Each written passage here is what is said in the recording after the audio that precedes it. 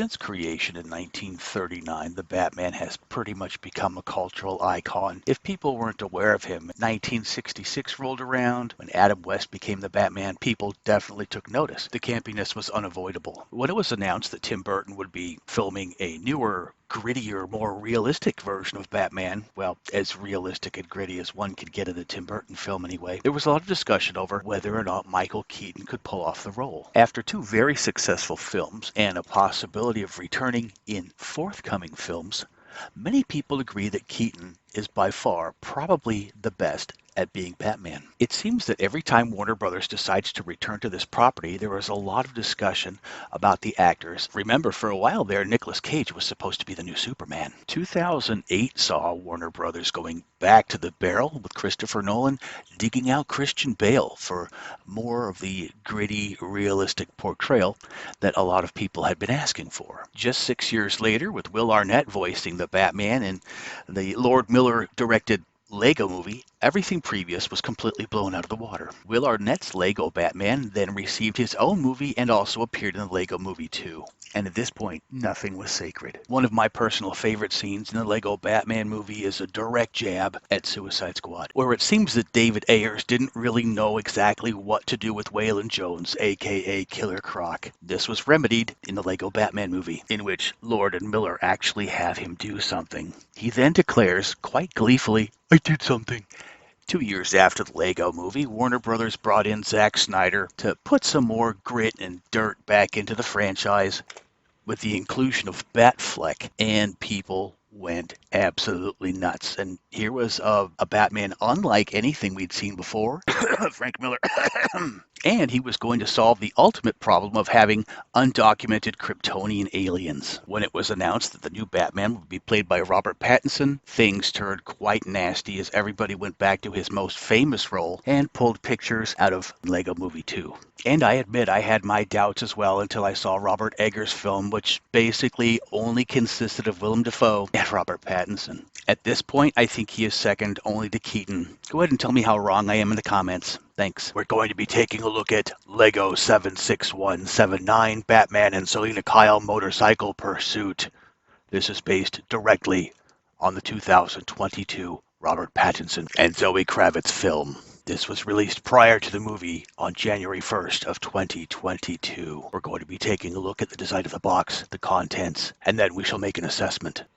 The front of the box shows the new 2022 The Batman logo featuring red text with a bat shadowed behind.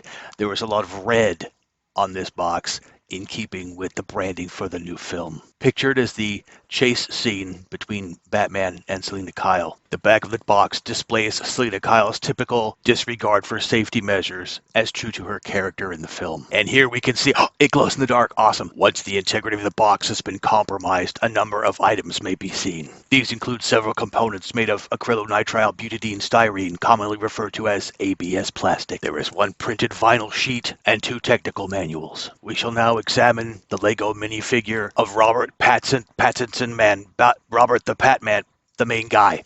As with most licensed Lego products, the decoration on the Lego minifigure is authentic to the details as shown in the film. Two separate heads are included, one with the white eyes as seen with the Batman, and the other with typical Lego minifigure eyes as seen with Robert Pattinson, the main guy.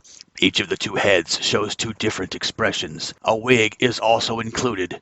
In fact, if suitable clothing is chosen, one could, in theory, create a Lego minifigure of sparkly teen vampire heartthrob Edward Cullen, or even of Thomas Howard, the murderous lighthouse keeper from Robert Eggers' film. The Lego minifigure of Zoe Catwoman is also detailed authentically to her portrayal of the character in the film. She is two-faced and has a helmet to wear in addition to her wig. With proper attire, she could be Lita Lestrange from the Wizarding World franchise. The assembly of the Batcycle and the Catmobile are fairly standard and accurately portray the vehicles as seen in the film. The third build consists of the bat signal and a small weapons rack. The bat signal is hinged and can be rotated as shown. Additionally, a small weapons rack is attached which has a grappling hook and another Batarang. The remaining items here consist of a small chain, a gem, and a container to be mounted on the back of Catwoman's motorcycle. Assessment. Having the likenesses of these two performers presents the opportunity to also have them be any character that they have ever portrayed.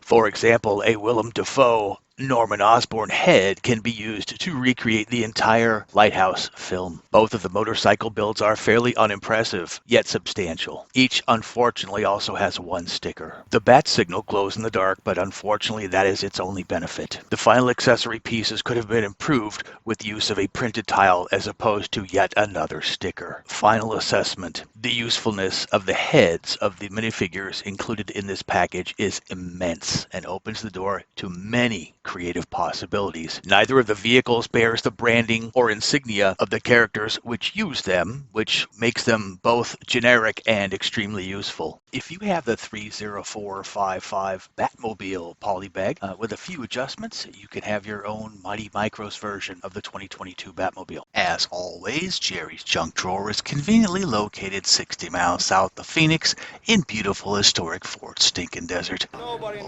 noon to midnight on the 6th Tuesday of every month, excluding national and regional holidays, or visit our eBay store, Jerry's Junk Drawer. Thank you for watching, and thank you for encouraging my behavior.